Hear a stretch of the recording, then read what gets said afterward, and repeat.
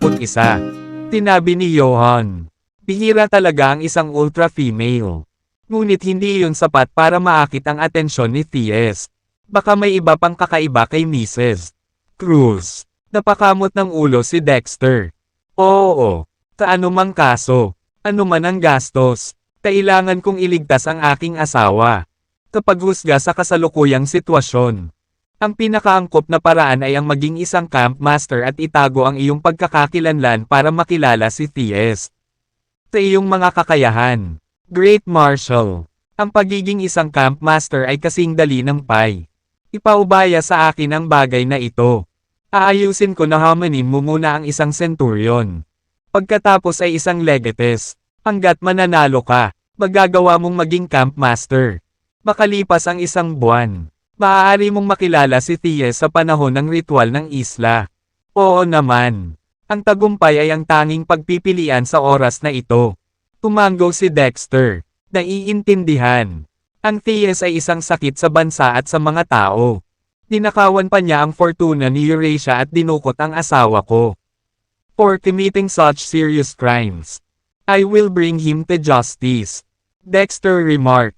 Relax at mabuhay sa lugar na ito. Ilalabas kita dito ng ligtas.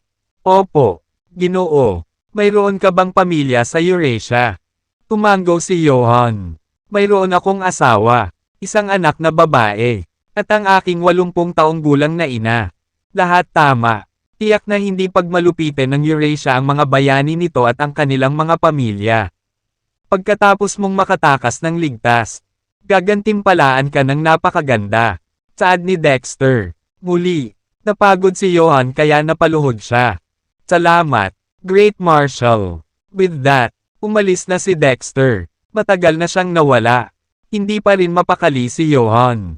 Nangyari na talaga ang hindi kailanman pinangarap ni Johan sa nakaraan. Sa wakas ay nakakita siya ng isang sinag ng pag-asa. Nang walang karagdagang abala, tumigil siya sa pag-iisip dito at nagtungo sa distrito ng Centuria upang pumili ng kalaban para sa Great Marshal.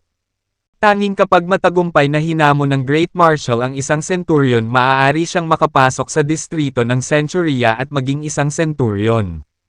Pagkatapos ng maraming pagsasaalang-alang, sa wakas ay nagpasya si Johan na hayaan ang Great Marshal na hamanin ang pinuno ng Calazian. Na ang pangalan ay Calex. Si Calex ang pinakamahina sa lahat ng centurion. At si Calazian din ang pinakamahinang grupo.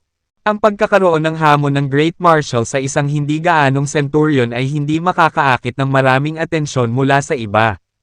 Hindi nagtagal. Dumating si Johan sa base ni Calazian. Ang base ng Calazian ay ilang beses na mas malaki at mas malakas kaysa sa base ng Apple Lions Archfiends. Ang Calazian ay may hindi bababa sa 100 miyembro. At bawat isa sa kanila ay napakahusay.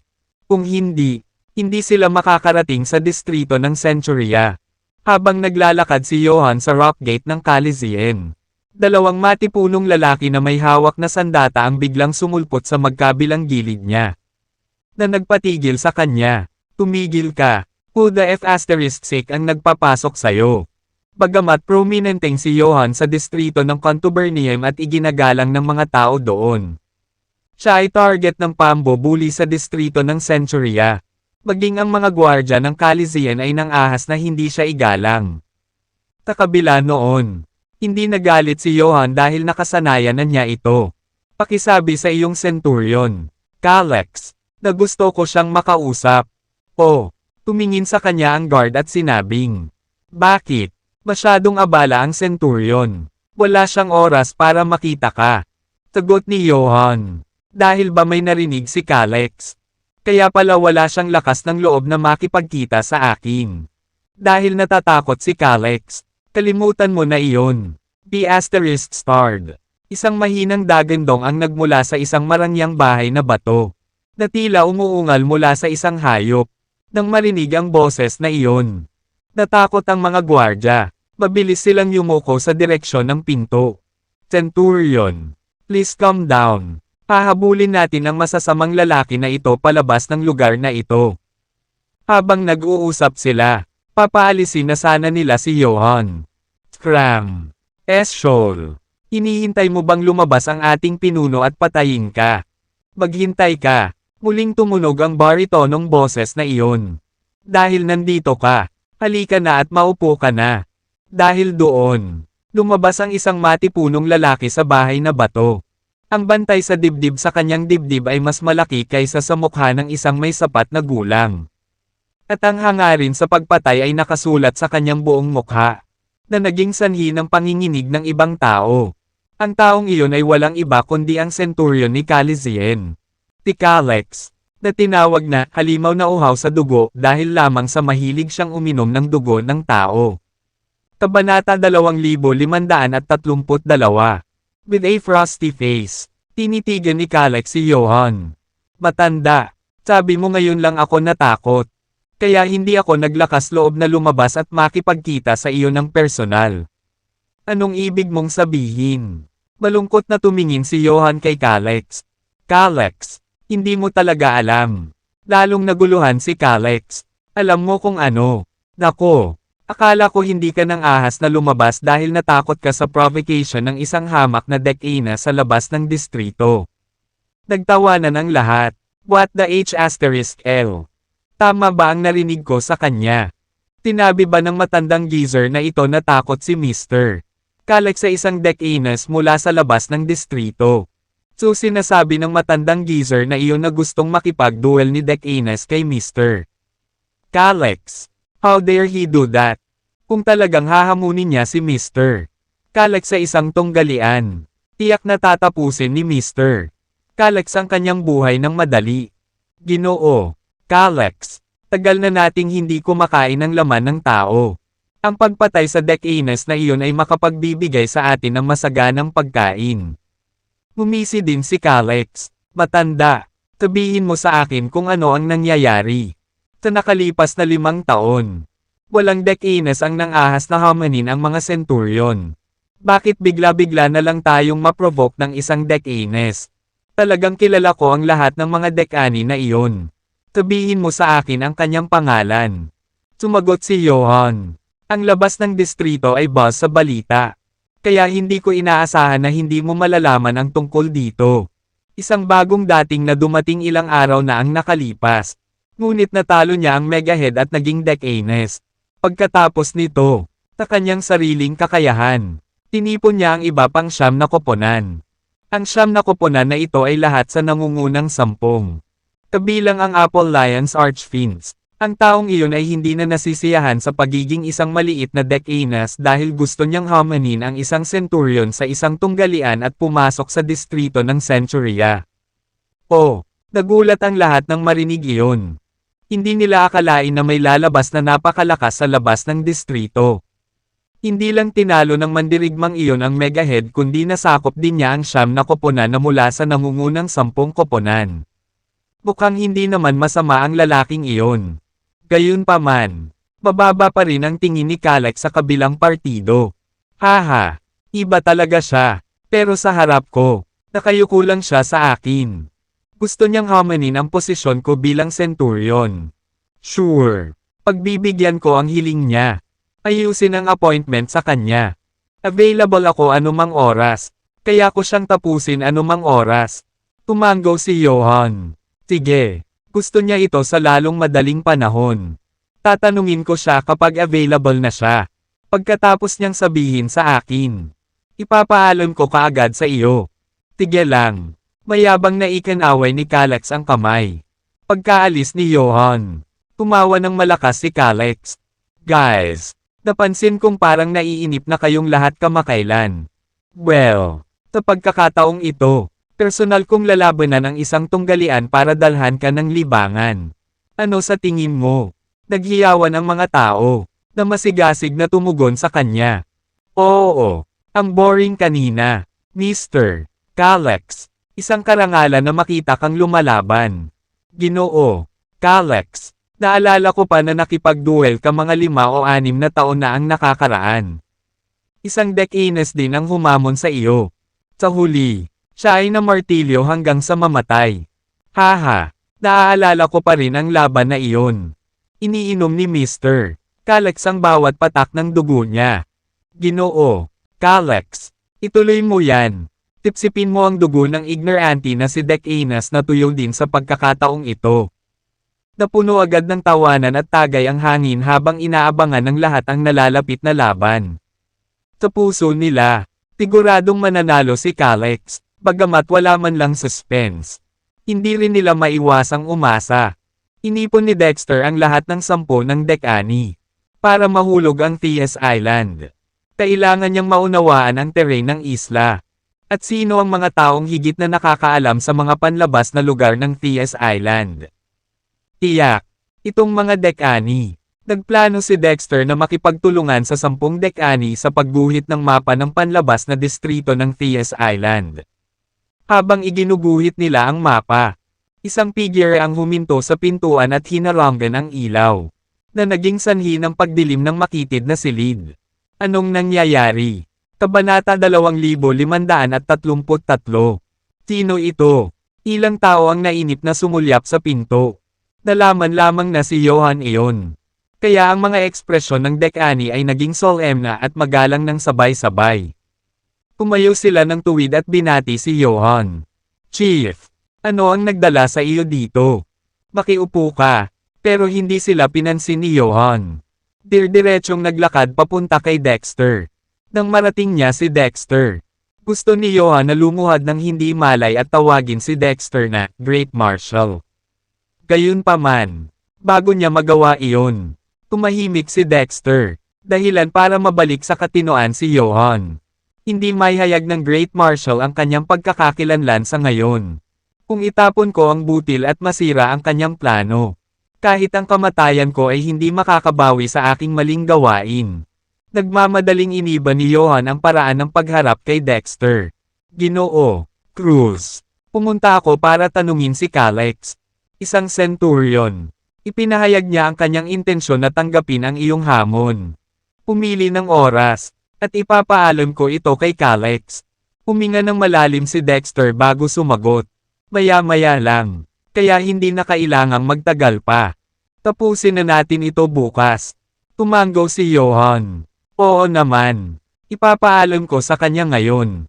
Okay. Sige. Pagkatapos ay umikot si Johan para umalis. Ngunit pinigilan siya ni Apollyon. Excuse me, Chieftain. Mangyaring maghintay ng 1 segundo. Napatingin si Johan kay Apollyon nang may pagtataka. Oo. May iba pa ba? Tinabi ni Apollyon. Chieftain. Tungkol sa hamon sa Centurion. Tapalagay ko kailangan nating suriin muli ang bagay. Hayaan mong talakayin ko muna ito sa kapwa ko Decani. Pagkatapos nito, bibigyan kita ng sagot. Mahuhulaan ni Johan na nag-aalala si Apollyon na si Dexter ay bugbugin ni Calyx hanggang mamatay. Kaya ayaw ni Apollyon na hamanin ni Dexter ang Centurion. Gayunpaman, ang kanyang pag-aalala para kay Dexter ay ganap na hindi kailangan. Si Johan ay may matalik na relasyon kay Apollyon noon. Dahil pinilit ni Apollyon si Johan na manatili. Ang huli ay hindi nagpumilit na umalis. Lahat tama. Pumunta at pag-usapan ito pagkatapos. Hihintayin ko ang sagot mo. Napatingin si Apollyon kay Dexter. Ginoo, Cruz, gusto mo ba talagang hamanin ang Centurion? Sumagot si Dexter. Oo naman. Ginoo, Cruz. Sa tingin ko, mas mabuting sumuko ka na sa paghamon sa kanya. Mukhang nag-aalala si Apollyon. Bakit? Kasi nag-aalala ako na hindi ka makakapareha ni Calyx. Dahil maaari siyang maging Centurion. Dapat ay mayroon siyang malaking lakas at kakayahan. Mr. Cruz, alam mo ba ang tunay niyang lakas? Nagtanong si Dexter. Oh, gaano siya kalakas? Siya ay hindi bababa sa isang Archduke warrior. May isang half-Archduke na humamon kay Calyx noong nakaraan. And guess what? Isang galaw lang ang ginawa ni Calyx at binugbog siya hanggang mamatay. Tsaka parang barbarian pa ang pagsipsip ng dugo ni Calyx. Isang Archduke warrior lang ang makakapagpabagsak ng half-Archduke sa isang galaw. Bukod dito, pagkatapos ng napakaraming taon ng pagsasanay, ang kanyang lakas ay dapat na bumuti ng husto. Maliban kung ikaw ay isang Archduke warrior. Hindi ka makakaligtas sa pakikipaglaban sa kanya. Sumigaw din ang ibang Decani. I can confirm that what Apollyon says is true. Kung nagsinungaling ako, tatamaan ako ng kidlat. Ginoo.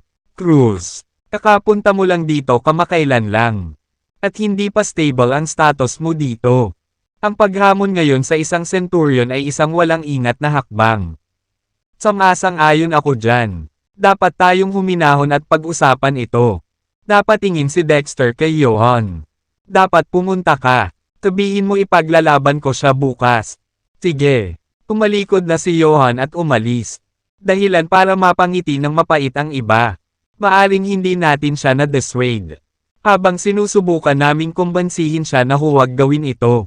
Mas nagiging determinado siya. Pagkaalis ni Johan, si Dexter ay nagsalita sa malamig na tono. Bakit kayo humihingi ng awa sa ngalan ni Calex at pinipigilan akong awayin siya? Lahat ba kayo ay may magandang relasyon sa kanya? Ako. Hindi alam ng dekani kung paano tumugon dyan. Nakiusap kami sa iyo sa ngalan ni Calex. Para bang ginawa namin iyon para kay Calex? Nag-aalala lang kami na baka martilyo ka hanggang mamatay. Si Apollyon ang unang sumagot kay Dexter. Ginoo. Cruz. Ginawa lang namin ito para sa ikabubuti mo. Sa totoo lang, wala akong ibang hinihiling kundi ang tapusin mo si Calex. Siya at ako ay may nakamamatay na alitan sa pagitan namin. Kabanata 2534. Ha? Curious na tanong ni Dexter. Anong sama ng loob sa inyong dalawa? Sabihin mo sa amin. Nang banggitin niya iyon, nagngangalit ang galit sa mga mata ni Apollyon. Ginoo. Cruz. Maaaring magmukha akong biro sa iyo. Ngunit ang kasalukuyang asawa ni Calex ay akin talaga. Pilit niyang inagaw sa tagiliran ko noon. Gusto kong maghayganti. Pero dahil wala akong kalaban-laban sa kanya, wala akong choice kundi tiisin ang kahihiyang ito. Bamantong hininga. Nagpatuloy siya. Hindi ako maituturing na lalaki. Tumango si Dexter bilang pagsang-ayon. Talaga. Hindi ka maituturing na lalaki. Nawala nang masabi si Apollyon. Sobra na, Mr. Cruz. Sobra lang yan. Imbes na maawa ka o aliwin mo ako. Kinukutsa mo pa ako. Iyon ay isang napakasakit na suntok sa aking pagmamataas. Hindi ba? Biglang nagtanong si Dexter. Apollyon. Gusto mo bang personal na maghayganti? Nagngangalit ang kanyang mga ngipin. Sumagot si Apollyon. Siyempre gusto ko. Naiisip ko pa nga sa panaginip ko. Patuloy ni Dexter. Very well. Puntahan mo ako sa pakikipaglaban kay Calex. Tinanong ni Apollyon. Ano ang ibig mong sabihin? Mr. Cruz. Binibigyan kita ng pagkakataong maghayganti. Hindi ba obvious? Ginoo. Cruz. Alam mo na hindi ako ang kalaban ni Calex. Kung papasok ako sa larangan ng digmaan, mabubugbog ako hanggang sa mamatay siya. Paniniguro sa kanya ni Dexter. Hindi naman iyon mahalaga. Papayuhan kita ng naaayon. Kung nagawa mo pa ring talunin ni Calex. Kahit sa tulong ko, mapapatunayan lang na napakawalang kwenta mo to the point na wala ka ng pag-asa. Ako, hindi alam ng lahat kung paano sasagutin iyon. Hindi ba sobrang pagmamalabas ni Mr. Cruz? Hindi niya siguro kayang talunin si Calex. Gayunpaman, pinaplano niyang gabayan ng isang subordinate para mapanalunan si Calex sa ngalan niya. Gaano kalaki ang tiwala niya sa sarili para magbitaw ng mga ganoong salita. Ipinagpalagay ni Minerva na gusto ni Dexter na lumaban ang kanyang nasasakupan para sa kanya dahil sa sobrang takot niya. Ang pagbibigay kay Apollyon ng pagkakataong maghayganti ay isang daya lamang. Hindi mahalaga iyon. Mas gugustuhin ko pang mamatay si Apollyon kaysa masugitan si Dexter. Utos ni Dexter. Tidaten dekani. Come to my room tonight. I guide kita. Pero, tasandaling magsalita si Apollyon. Pinutol siya ni Dexter. Utos ito. Ang mga tumatangging sumunod ay maaaring umalis kaagad. Walang magawa si Apollyon kundi ang pigilin ang kanyang dila. Pagkaalis ni Dexter, nagsimulang mag-usap ang 10 dekani. Bakit sa tingin mo ginagawa ito ni Mr. Cruz? Nag-iisip ba talaga siya in behalf of Apollyon and giving him a chance to take revenge? Hindi ako naniniwala. Sa tingin ko tinitipon niya tayo para pag-usapan ang isang diskarte. Oo, Mas gugustuhin kong paniwalaan ang paliwanag na iyon. Well, natural na malalaman natin pagkatapos makipagkita kay Mr. Cruz ngayong gabi. Ako, hindi alam ng lahat kung paano sasagutin iyon. Kung ipipilit ni Dexter na ipadala si Apollyon sa kanyang kamatayan. Ako ang unang tautol. Sa totoo lang, kahit na ang 10 dekani ay sunod rin kay Dexter, hindi pa rin sila kumbinsido sa pangungunan niya sa kanila. Itinuring pa rin nila si Apollyon bilang kanilang pangunahing pinuno at nilalapitan siya tuwing may nangyari. Kung pinilit ni Dexter na mamatay si Apollyon para sa kanya, tiyak na tututulan nila ang desisyon. Sa isang kisap mata, sumapit ang gabi. Naglakad ang 10 dekani patungo sa kwarto ni Dexter na kinakabahan. Ano sa tingin mo ang gagawin ni Mr. Cruz? Pagkatapos pag-isipan ang tungkol dito sa araw. Sa palagay ko gusto ni Mr. Cruz na patayin natin si Calex ng palihim ngayong gabi. Kahit magsanib puwersa tayo, baka hindi natin matalo si Calex. Kung tutuusin, isa siyang archduke. Sa tingin mo ba posibleng gusto ni Mr. Cruz na tumakas tayo kasama siya? Walang saysay iyan. Hindi nga namin alam kung nasaan kami kaya imposibleng makatakas kami. Hindi nila namalayang nakarating na sila sa pintuan ni Dexter. Dahil inilipat ang kanilang base ng operasyon sa punong tanggapan ni Apollyon. Nakatira na ngayon si Dexter sa marangyang bahay na bato kung saan nakatira noon si Apollyon. Pagkapasok ay bahagyang yumuko ang mga lalaki kay Dexter. Nandito na tayo. Mr. Cruz. Kabanata 2535. Tumango si Dexter. Handa ka na ba? Handa para saan? Natigilan sila. Obviously. I'm asking if you are ready to accept my guidance. Baka dumaan ka sa isang pahirap na karanasan mamaya. Kaya mas mabuting ihanda mo ang iyong sarili sa pag-iisip. Babala ni Dexter. Bumilis ang tibok ng kanilang mga puso. Ginoo Cruz, igagabayan mo ba kami sa pagpapalaban ni Apollyon para sa iyo? Tanong ni Dexter. Ano ang mali doon? Nataranta ang isang dekinas na may mabuting pakikitungo kay Apollyon. Ginoo Cruz, mangyaring muling isaalang-alang ang iyong desisyon. Malaki ang gap namin ni Calex. Hindi namin posibleng isara ang agwat sa pagitan namin sa isang araw. Hindi, sa isang gabi. Sa pamamagitan ng pagpilit kay Apollyon na sumali sa labanan. Ipinapadala mo siya sa kanyang kamatayan. Napatingin si Dexter kay Apollyon. Pagkatapos mag-isip tungkol dito saglit, itinikom ni Apollyon ang kanyang panga at sinabing, "Fine. Nakikinig ako sa iyo at maghihiganti para sa asawa ko. Mamatay man ako sa laban. May iwan akong walang pagsisisi." Mabilis siyang naakit ng isa pang dekani laban dito. Sa kabuuan, hindi nila hinanggad na sumali si Apollyon sa labanan. Dexter lamented, mukhang hindi ka pa rin naniniwala sa akin. Bakit hindi natin gawin ito? I guide kita saglit. Pagkatapos nito, maaari kang sumali sa labanan kung handa ka. Kung hindi, isasantabi na lang natin ang usaping ito. Paano na? Ngayong may pagpipilian na sila. Gamaan ang pakiramdam ng lahat. Natural. Pipiliin nilang huwag sumali sa labanan. Pagkatapos nito, naghagis si Dexter ng isang set ng suntok sa harap nila at nagtanong. Naaalala mo ba ang lahat ng mga galaw? Tumango ang lahat. Sundin ang aking mga nakaraang galaw at tingnan kung ano ang pakiramdam. Bahagyang nahiya ang dekani, dahil napakasimple ng mga galaw ni Dexter na wala man lang banta. Ang mga pamamaraan na tulad nito ay nasa lahat ng dako. Kahit na itinuro ito sa kanila ng libre. Hindi sila mapakali na pag-aralan ito. Pagkatapos ng lahat, ito ay walang kabuluhan kahit na pinagkadalubhasaan nila ang pamamaraan sa buong potensyal nito. Sa kabila noon, inulit pa rin nila ang mga galaw ni Dexter ayon sa ipinakita nito sa kanila. Gayunpaman, habang patuloy sila sa mga galaw, biglang nawala ng lakas si Megahead sa kanyang mga binti at bumagsak sa lupa. Gulat na tinitigan siya ng ibang dekani. Anong problema, Megahead? Bulalas ni Megahead.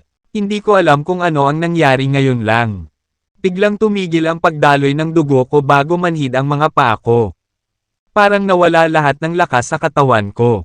Panunokso ni Apollyon. Lagi mong binabaliwala ang payo ko na itigil na ang pagpapakatanga sa mga babae. Sa wakas, haharapin mo na ang kahihinatnan. Ha! Ha ha ha! Ang akala ng lahat ay nagdurusa lang si Megahead sa kinalabasan ng kanyang pagtulog. However, Dexter said, hindi naman kasi siya mahina. Wag muna natin siyang pansinin sa ngayon. Magpatuloy. Ang iba pang dekani ay nagpatuloy sa kanilang pagsasanay. Gayunpaman, habang nagpapatuloy ang pagsasanay, mas maraming dekani ang bumagsak ng sunod-sunod. Kung saan si Apollyon ang huling bumagsak. Ganun pa man, hindi pa rin niya nagawang tapusin ang set of moves na itinuro ni Dexter sa kanila. Tumango ang lahat, sundin ang aking mga nakaraang galaw at tingnan kung ano ang pakiramdam. Nataranta ang lahat. Ginoo, Cruz, anong problema natin? May kakaiba sa teknik mo. Hindi ko pa nararanasan ang ganitong pagkapagod. Oo. Anong teknik ito? Masyadong kakaiba. Paliwanag ni Dexter. Simple lang talaga ang dahilan. Ang pamamaraan na ito ay maaaring pasiglahin ang iyong daloy ng dugo at ihatid ang mga ito patungo sa iyong mga acupoint. Gayunpaman, dahil nakasara pa rin ang iyong mga acupoint, hinahadlangan nila ang daloy ng dugo at nagdudulot ng hindi sapat na supply ng dugo. Natural. Mahina at mahilo ka. Acupoints. Ano yan? Dahil ito ang unang beses nilang marinig ang katagang acupoint. Lalo pang nalito ang dekani. Nitiig ang paliwanag ni Dexter. Mayroong 8 pangunahing acupoint sa katawan ng tao na tumutukoy sa pisikal na limitasyon ng isang tao. Ang mga normal na martial artist na tulad mo ay karaniwang nagsasanay lamang ng iyong pisikal na lakas. Kung hindi mo aktibong susubukang pasiglahin ang iyong mga acupoint, ang iyong mga kapangyarihan ay malilimitahan ng 8 pangunahing acupoint na ito. Bilang resulta, hindi mo mailalabas ang iyong buong kapangyarihan at malalampasan ang mga limitasyon ng iyong katawan. Kung maa-unlock mo ang mga acupoint na ito kahit isa lang ito malalampasan mo ang mga hadlang ng iyong pisikal na sarili. Sa madaling salita, maaari mong maabot ang ranggo ng isang archduke. Ngayon, tutulungan kitang pasiglahin ang iyong acupoints at maging isang archduke. Ang iilang dekani ay agad na naging motibasyon. Kung isasaalang-alang kung paanong ang mga salita ni Dexter ay pinatibay ng ebidensya at parang lohikal. Malaki ang posibilidad na nagsasabi siya ng totoo. Kabanata 2536. Ang dekani ay maaaring maging mga archduke sa gabing iyon at maabot ang rurok ng kanilang kaluwalhatian. Si Apollyon ang pinaka-excited sa kanilang lahat. Ang paghihiganti ang kanyang pinakamalaking hangarin. Ngayon na sa wakas ay matutupad na niya ang kanyang pangarap. Todo-todo siya at naikuyong ng mahigpit ang kanyang mga kamao. Maingat na tanong ni Megahead. Mr. Cruz, paano ka nakakasigurado na matagumpay nating may unlock ang ating mga acupoints at magiging archdukes ngayong gabi? Sagot ni Dexter. Na-check ko na ang strengths mo. Lahat kayo ay isang hakbang na lang mula sa klase ng archduke. Logically speaking, dapat matagal mo na itong naipasok. Gayunpaman, walang nagturo sa iyo kung paano ay unlock ang iyong mga acupoints. Kaya ang iyong mga kapangyarihan ay palaging nananatili sa klase ng isang karaniwang mandirigma. Ginoo, Cruz, kung totoo ang sinabi mo, alam talaga ng mga centurion na nasa klase ng archduke na hindi natin maaabot ng eksakto ang klase na iyon dahil hindi natin na-unlock ang ating mga acupoints. Hindi ba nila sinasadyang sabihin iyon sa atin? Tanong ni Apollon. Tumango si Dexter. Siyempre. *****. Kinagat ni Apollyon ang kanyang mga ngipin at dumura. Binigyan ko sila ng napakaraming espiritual na tubig bawat taon at nakiusap na turuan nila ako. Hindi ko inaasahan na ganito sila kawalanjiya. Pagkatapos kong maabot ang klase ng archduke, tiyak na ibabalik ko sa kanila ang ibinigay ko sa kanila. Sabi ni Dexter, magtrabaho ka. Lahat kayo ay may napakatibay na pundasyon. Matagal ka nang natigil sa loob ng iyong mga decorporeal na limitasyon. Kapag nakapasok ka sa klase ng archduke, dahan-dahang maiipon ang iyong kapangyarihan at hihigit pa sa isang karaniwang archduke. Kalahati. Agad namang lumuhad si Apollyon sa harapan ni Dexter. Tatandaan namin ang iyong mga turo. Mr. Cruz. Lumuhad din ang isa pang dekani sa harap ni Dexter na ikinaway lang ng kamay. Ipagpatuloy ang pagsasanay. Kapag na-unlock mo na ang Ake Points, sabihin mo sa akin. Dahil doon, lumabas siya ng silid. Naiwan si Apollyon at ang iba pa upang magsanay. Pagkalabas ni Dexter sa kanyang silid ay agad na napatingin sa kanya ang lahat ng nasa labas. Nasaksihan nila ang 10 dekani na naglalakad papasok sa kwarto ni Dexter kanina. Maya-maya pa, narinig nila ang paghikbi ng dekani bago lumabas ng kwarto si Dexter. May nangyari ba sa 10 dekani? Ano ang ginawa ni Mr. Cruz sa kanila? Hindi pinansin ang mga tingin ng lahat sa kanya. Umupo si Dexter sa ilalim ng malaking puno. Umikit, at nagpahinga. Gayunpaman, hindi siya tunay na nagpapahinga. Sa halip, tinatalakay niya kay Osaday ang paggamit ng espiritual na tubig. Tanong ni Dexter, Osaday, kanina pa tayo dito. Natuklasan mo ba ang mga tungkulin ng espiritual na tubig? Umiling-iling at bumantong hininga.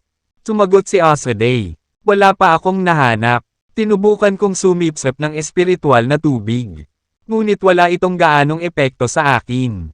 Hindi rin ito makakatulong sa iyo. Kakaiba yon. Bakit ang tinatawag na theist na iyon ay gumugugol ng labis na pagsisikap sa pagkolekta ng espiritual na tubig kung gayon?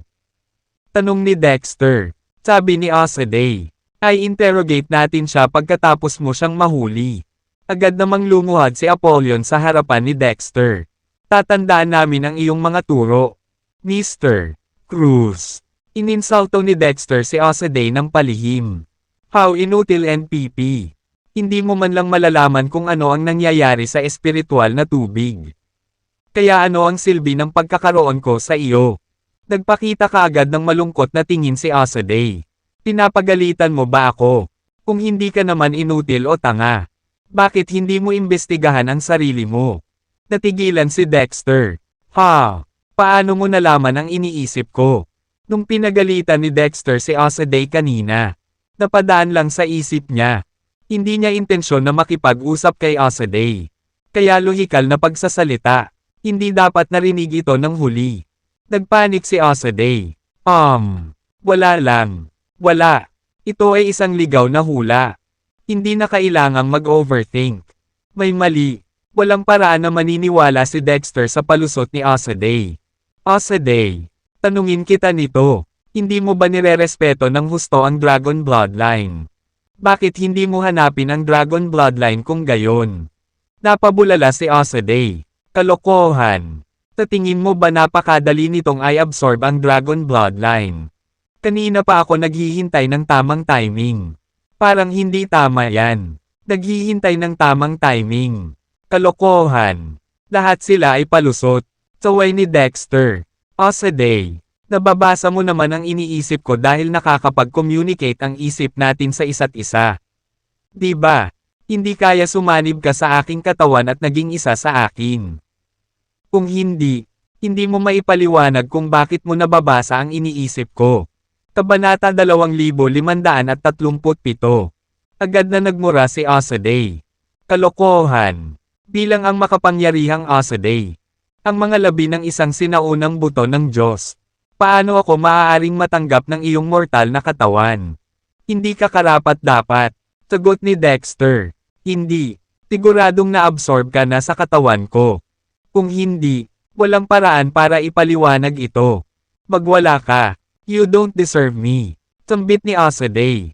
Saway ni Dexter. Kung gayon, umalis ka na. Naiwang tulala si Osaday. Hindi mo ba naiintindihan ang sinasabi ko? Pagod na ako at gusto ko nang magpahinga. Sabi ni Dexter. Huwag kang magpahinga sa katawan ko. Natahimik si Osaday. Dahil sa sobrang inis ay nagpa siya itong itigil na ang pakikipag-usap kay Dexter. Ayaw nitong aminin na talagang na-absorb ito ni Dexter.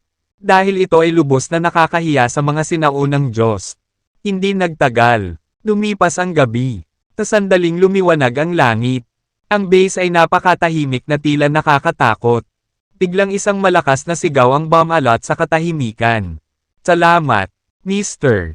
Cruz, sa pagbibigay liwanag sa amin.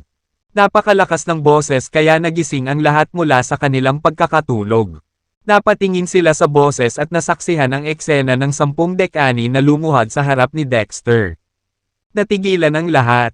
Bagamat ang 10 dekani ay nagpaliban na sa awtoridad ni Dexter. Tila ay karaniwang kumilos na parang pantay. Walang paraan na lumuhad sila kay Dexter. Ngunit iyon ang nangyari sa katotohanan. Ano ang ginawa ni Mr. Cruz sa kanila? Dahan-dahang iminulat ni Dexter ang kanyang mga mata. Ibinaling ang tingin sa 10 dekani. Nagtagumpay ka ba? Tuwang-tuwang sagot ni Apollyon. Salamat sa patnubay mo. Nag-level up na tayong lahat. Nakita ko. Tumango si Dexter. Takwarto tayo mag-usap. Sige. Magalang na sinundan ng grupo si Dexter. Puno ng paghanga ang kanilang mga mata. Tasandaling matagumpay nilang na-unlock ang kanilang mga Acquia Point at pumasok sa klase ng Archduke. Si Dexter ay nakakuha ng halos banal na posisyon sa kanilang mga puso. Hindi lamang sila nagkaroon ng malaking pabor sa kanya. Ngunit siya rin ay napakahusay. Sa pamamagitan lamang ng ilang simpleng gabay. Nagawa niyang tulungan ang 10 dekani na umakyat sa ranggo ng Archduke. Kung ganoon ang kaso, siguradong mas mataas siya sa klaseng iyon. Si Dexter ay isang tunay na mandirigma na karapat-dapat sa kanilang paggalang. Sumulyap sa kanila. Inutusan ni Dexter. Sabihin mo sa akin kung ilang Acquia Points ang na-unlock mo. Agad namang nagsumbong sa kanya ang 10 dekani. 5 para sa akin. 4. Na-unlock ko ang 6. 2 lang ang na-unlock ko. Which is the least. Si Apollyon ang huling nagsalita. Na-unlock ko ang 7 Acquia Points. Tumango-tango si Dexter. Ipinaliwanag ni Dexter. Ang klase ng Archduke ay nahahati din sa ilang ranggo mula sa unang Archduke. Ang 2nd Archduke, hanggang sa 7th Archduke, ang mas maraming Acquia Points na iyong na-unlock. Mas nagiging malakas ka. Apollyon, nagawa mong i-unlock ang 7 sa simula pa lang. Magaling. Mega head. Kahit na 2 Acquia Points lang ang na-unlock mo. Mas malakas ka pa rin kaysa sa karaniwang Archduke. What did Mr. Cruz do to them? Dexter opened his eyes slowly. Casting his gaze across the 10 dekani. You've succeeded. Curious na tanong ni Apollyon. Mr. Dexter, hindi mo ba sinabi na mayroon tayong 8 major Acquia Points? Bakit walang 8th Archduke? Pagkatapos mong i-unlock ang lahat ng 8 Acquia Points, maa-upgrade ka sa King Class. Paliwanag ni Dexter. Bulalas ng dekani. Mr. Dexter, dapat na-unlock mo na ang 8 Acquia Points at naging King Class Warrior. Diba? Napangiti si Dexter. Ang isang King Class Warrior ay hindi gaanong mahalaga sa akin. Kung ilalagay ko ito sa iyong mga pamantayan, tila ay kasing lakas ng mga sanggol. Anong F*** sake? Nanlalaki ang mata ng 10 dekani sa hindi makapaniwala at gulat. Kung si Dexter ay hindi nagsiwalat ng kanyang tunay na kakayahan dati. Hindi sana nila itinatanggi ang kanyang mga salita bilang walang laman na pagmamayabang. Kung ang mga mandirigma ng King Class ay kasing mahina ng mga sanggol sa kanya. Bilang mga Archdukes, hindi sila maaaring ikumpara sa mga sanggol. Ang mga Archduke na iyon, na sa simula ay nakaramdam ng pagmamalaki sa kanilang mga nagawa, ay muli na namang nababatid ang kanilang labis na kawalang halaga. Nagpatuloy si Dexter. Apollyon, malamang na may 70% chance na matalo mo si Calix ngayon. Curious na tanong ni Apollyon. Bakit sigurado ka, Mr. Cruz? Kabanata 2538. 5 Acquia Points lang ang na-unlock ni Calix. Ikaw, isang 7th Archduke, ay makakalaban ng 5th Archduke. Kapag natalo ka pa, dapat sumali ka sa hanay ng basura. Ani Dexter, nakakunot ang noo. Nagtanong si Apollyon. Nakilala mo na ba si Calix? Mr. Cruz. Umiling si Dexter. Paano mo malalaman na isa lang siyang 5th Archduke?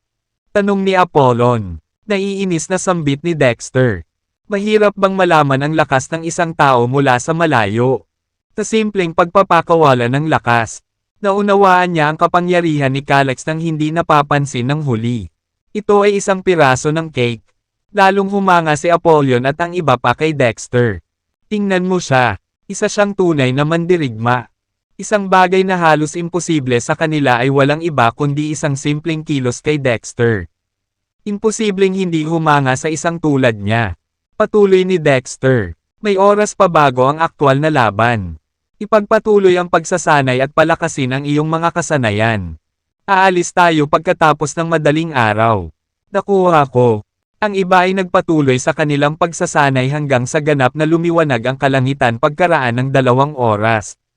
Noon, ang kanilang mga kapangyarihan ay matatag na nakasalig sa klase ng Archduke. Tumango si Dexter bilang kasiyahan. Hindi masama. Pero na, gayunpaman, mabilis na nagtanong si Apollyon. Mr. Cruz, pwede ba nating hilingin sa ating mga tropa na sumama sa atin? Bakit? Naguguluhang tanong ni Dexter. To be honest, meron kaming napakagulong grupo sa aming mga tropa. Mayroong ilang mga tao na ayaw tanggapin ang iyong awtoridad. Iniisip nila na ikaw ay isang taong walang kakayahan na nagawa lamang pag-isahin ang mga tropa sa pamamagitan ng maliliit na pukana. Paliwanag ni Apollyon. Kung dadalhin natin sila para manood ng laban, masasaksihan nila kung gaano tayo kalakas. Pagkatapos nito, tatawagan ka namin bilang aming Panginoon at ipaunawa sa kanila na ikaw ang tumulong sa aming linangin ang aming mga kakayahan. No one would dare to question you again. Patuloy niya. Well, ikaw ang bahala. Casual na sagot ni Dexter. Walang pakialam si Dexter kung sinunod siya o tinatanggap ng mga tropa ang kanyang pamumuno. Pagkatapos ng lahat, hindi ito mahalaga sa kanya. Sumulyap sa oras. Itinuro niya. Let's go. Malapit na ang oras. Tara na. Matapos tipunin ng daan-daang mga lalaki sa tropa. Ang 10 dekani ay nagmarcha ng Engrande kasama si Dexter. Isang maingay na kaguluhan ang sumiklab sa grupo habang pinag-uusapan ng lahat ang paparating na labanan. Sa tingin mo, ang baguhan ay maaaring maging kapareha ni Calex. Magiging matigas iyon. Tingnan kung gaano kahanga-hanga si Calex. Alam na alam ninyong lahat na kahit ang boss namin na si Apollyon ay hindi makatiis ng isang suntok ni Calex. Kung matatalo ang baguhan na iyon kay Calex, tiyak na mamamatay siya. The asterisk man eat. Matapos siyang sundan, bahagyang bumuti ang aming buhay. Pero pinapatay na niya ang sarili niya ngayon. Mukhang matatapos na ang magagandang araw natin. Kung dadalhin natin sila para manood ng laban, masasaksihan nila kung gaano tayo kalakas. Pagkatapos nito, tatawagan ka namin bilang aming Panginoon at ipaunawa sa kanila na ikaw ang tumulong sa aming linangin ang aming mga kakayahan. No one would dare to question you again. Patuloy niya, hindi naman siguro. Kung isasaalang-alang ang mabagsik na pukana ng baguhan na iyon na palabanan si Apollyon para sa kanya. Malamang na pinaplano niyang isakripisyo si Apollyon para iligtas ang kanyang sariling balat. Mas gugustuhin kong isakripisyo ang baguhan kaysa kay Apollyon. Ang pagsunod kay Apollyon ay mas maganda. Ngayong si Apollyon at ang iba pang dekani ay mga Archduke. Nalampasan na nila ang kanilang pisikal na limitasyon. Ang kanilang pandinig, paningin, at iba pang mga pandama ay maraming beses na mas mahusay kaysa sa karaniwang tao. Kaya naman, malinaw nilang naririnig ang usapan ng iba. Nang marinig ng 10 dekani ang iba na tumitingin kay Dexter ng ganoon. Ang galit ay bumalot sa kanila. Kapag sulyap kay Dexter, nalaman nilang kalmado pa rin ito at hindi nagtaksil ng anumang reaksyon. Kung naririnig ng mga Archduke ang usapan, halatang naririnig din ni Dexter ang sinasabi ng mga sundalo. Maingat na tanong ni Apollyon. Mr. Cruz, gusto mo bang turuan ko ng leksyon ang mga batang iyon? Umiling si Dexter. Ayos lang. Ginoo. Cruz, hindi ka ba galit na sinisiraan ka nitong mga B** start ng ganyan? Tanong ni Apollyon. Saway ni Dexter. Let me ask you this. Kung kagat ka ng langgam, kakagatin mo ba ang langgam pabalik? Ang kanyang mga salita ay hindi nakapagsalita kay Dekani. Tama si Mr. Cruz. Para sa kanya, ang mga sundalo ay walang iba kundi mga langgam. Kung wala man lang siyang pakialam sa kanila, bakit siya maaabala sa mga komento nila? Kabanata 2539. Tila ang nakakita sa sitwasyon sa isang mababaw na antas. Sabi ni Dexter, tandaan mo ito, mula ngayon. Ang mga kalaban mo ay si Calyx. Ang mga may ranggong Centurion at Legates. At maging ang Camp Masters. Huwag mong sayangin ang iyong oras at lakas sa mga walang kwentang bagay. Ang iba ay nag-chorus. Got it, naiintindihan. Sa isla ng Thies. Mayroong isang nakatoong larangan kung kailan gustong hamanin ng isang Decanas ang mga Centurion. Ito ay matatagpuan sa likod ng manor ng Chieftain. At ang Chieftain ang namamahala sa pagpapanatili nito. Gayunpaman, maraming taon na ang nakalipas mula ng hamanin ng isang Decanas ang isang Centurion. Kaya naman, ang bukid ay unti-unting naging isang desyerto na lugar at tinutubuan ng mga damo. Pagdating ni Dexter at ng iba pa ay wala pa si Calyx. Si Johan lang ang tao doon. Nagbubunot ng mga damo at nag-aayos ng bukid. Nang makitang dumating na si Dexter ay mabilis na napatigil si Johan sa kanyang ginagawa. Nagmamadali siyang lumapit sa nauna at bahagyang yumuko. Ginoo, Cruz, nandito ka na. Maupo ka muna. Naghanda na ang lalaki ng mga mesa at bangko. Nagkaroon din ng tsaa para sa luhan ni Dexter. Walang pagtutol si Dexter at umupo na. Puno ng pagdududa. Nagsimulang magbulungan ang mga miyembro ng Contubernium sa kanilang mga sarili. Sa palagay mo, paano nagawang lokohin ng lalaking Cruz na ito ang Chieftain hanggang sa puntong iginagalang siya ng Chieftain? Tanong ng isa sa kanila. Kahit na ang isang Centurion ay hindi rin siguro nakakatanggap ng ganoong pagtrato. Bale ang ating dating pinuno na si Apollyon. Tama. Siguro alam niya kung paano mangulam ng iba at nasa ilalim ng spell niya ang Chieftain. Mungkahi ng isa. Samantala, nabigla ang 10 Decani. Sa paghusga sa kung gaano kahusay si G. Cruz at kung paano siya tinatrato ng Chieftain ng may labis na paggalang. Hindi siya ordinaryong tao. Sa kanilang mga puso. Si Dexter ay nagiging isang mas misteryoso at marangal na figure. Maghintay ka muna dito sandali. Pupunta ako at maglilinis ng bukid para sa iyo. Sabi ni Johan. Hindi makayanan ni Dexter na makita ang matandang lalaki na binabali ang kanyang likod sa naturang manual na paggawa. Pagkatapos ng lahat, siya ay bahagi ng Cygnus Room at isang pambansang bayani ng Eurasia. Kaya naman, tinapik niya si Johan sa balikat. Umupo ka at uminom ng tsaa sa akin. Hayaan ang mga nasasakupan na bahala sa paglilinis. Nang mahuli, lumingon si Apollyon sa mga kawal at sinabi, pumunta kayo at linisin ninyo ang bukid. Ang iba ay sumugod kaagad patungo sa bukid at nagsimulang magtrabaho. Nagulat si Johan sa kilos nito.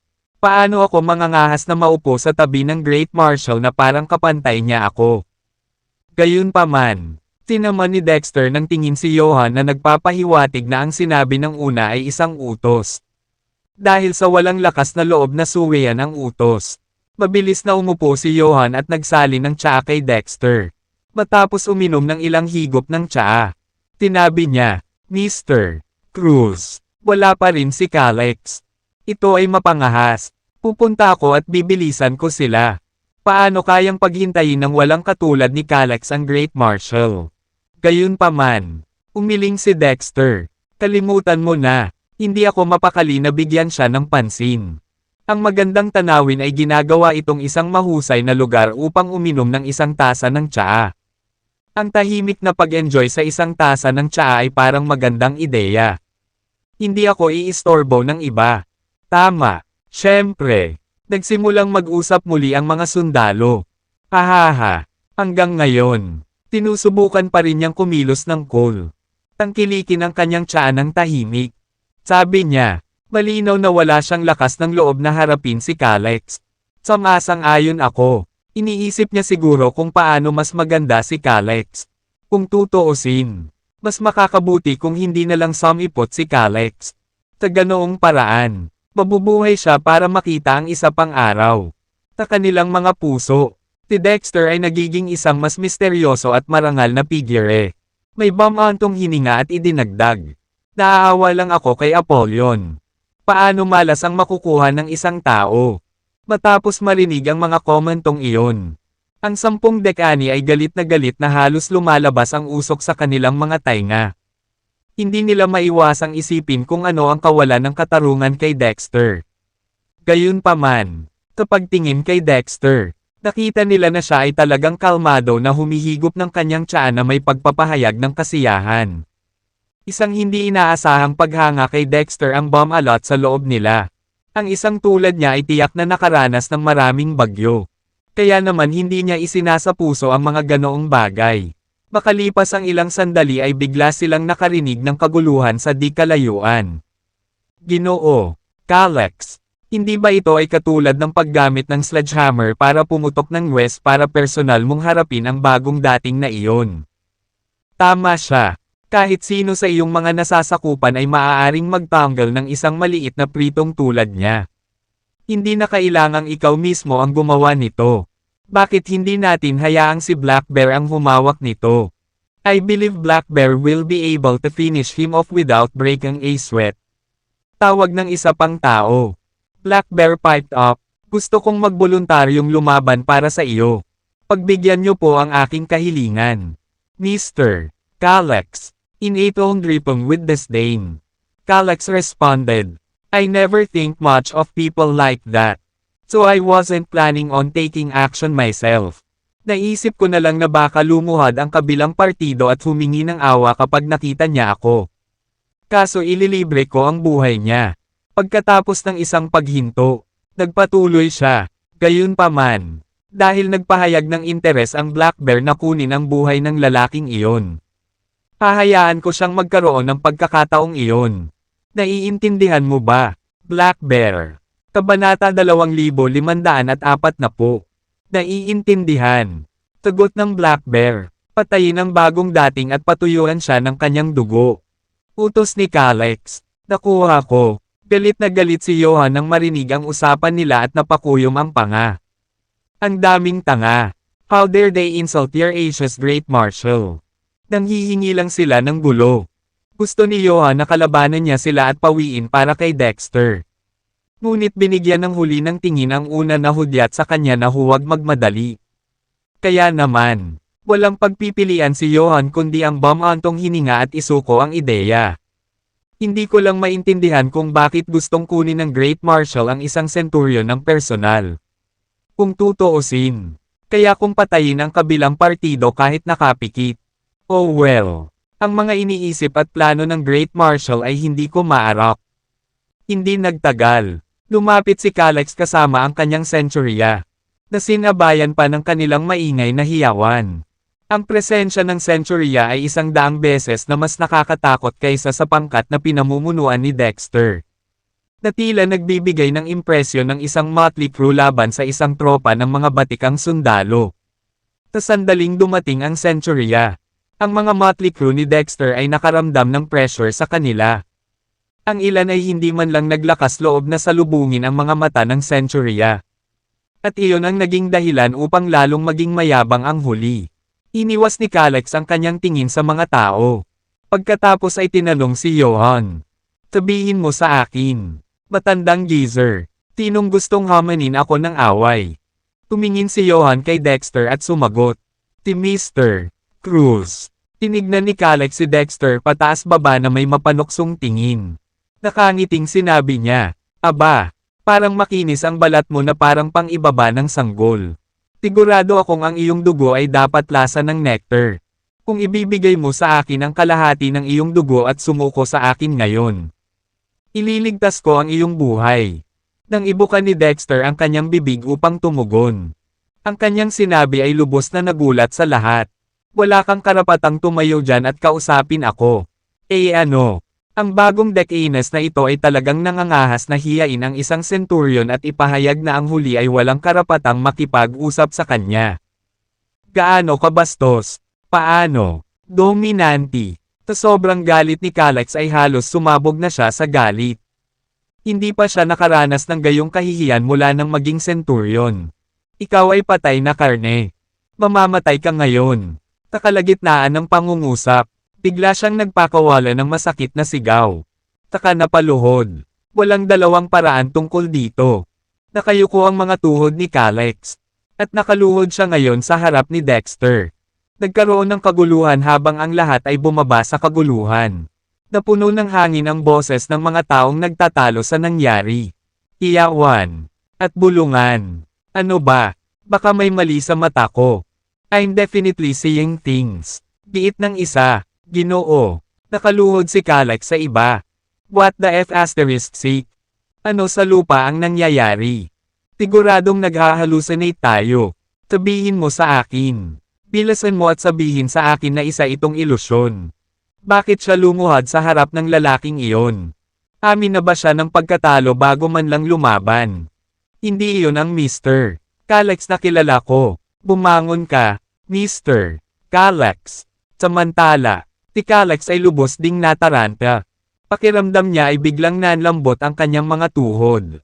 Pagkatapos, sa isang kisap mata, ang lakas ay umalis sa kanyang mga binti. At hindi niya maiwasang mahulog sa posisyong nakaluhod. Nang ibuka ni Dexter ang kanyang bibig upang tumugon. Ang kanyang sinabi ay lubos na nagulat sa lahat.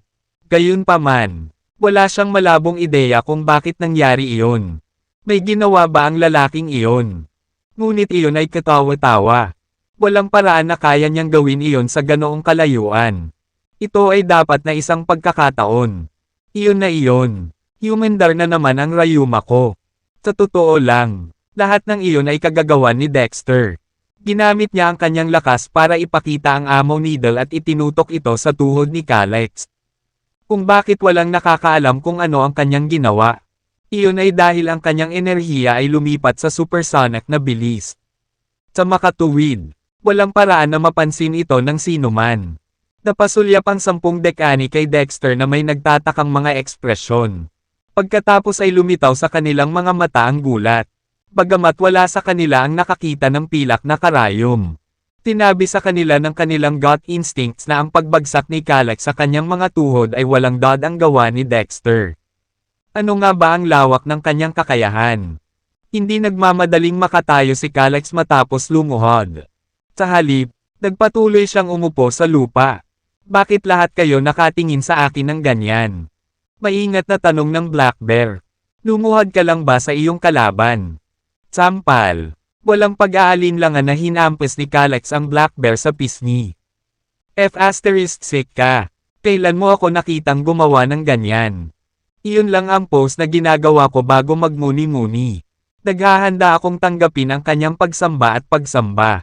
Isang tanga lang ang mag-iisip na nakaluhod ako sa kalaban ko.